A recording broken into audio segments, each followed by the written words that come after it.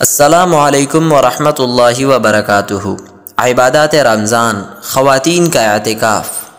بعض لوگ دینی معاملات میں مرد و عورت کے درمیان کوئی فرق نہیں کرتے، حالانکہ مرد و عورت کے طریقہ عبادت میں فرق کا ہونا عقل و نقل دونوں کا تقاضا ہے۔ عبادات دو طرح کی ہیں، ایک بدنیہ، دو مالیہ۔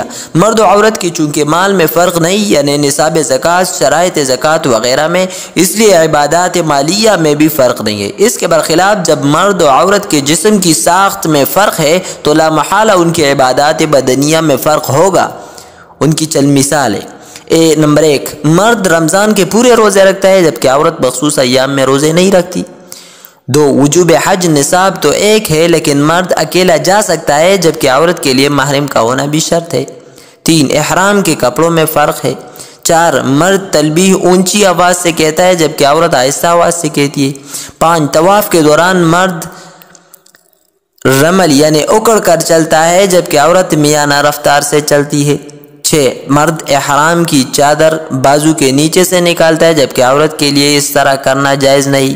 7، دوران سعی مرد کو دوڑنا چاہیے جبکہ عورت کو نہیں دوڑنا چاہیے۔ 8، مرد کے لیے حلق سر منڈوانا افضل ہے جبکہ عورت کے لیے حلق جائز نہیں۔ 9، مرد عورت کی شرعی حدود میں فرق ہے۔ 10، مرد عورت کے کفن و دفن میں فرق ہے۔ یہ فروق بدن کی ساخت اور پردے کی وجہ سے۔ اعتکاف بھی چونکہ بدنی عبادت ہے اس لیے اس میں بھی فرق ہونا چاہیے، اور یہ فرق قرآن و حدیث اور عمل متواتر میں ثابت ہے۔ خانقاہ حنفیہ میسور۔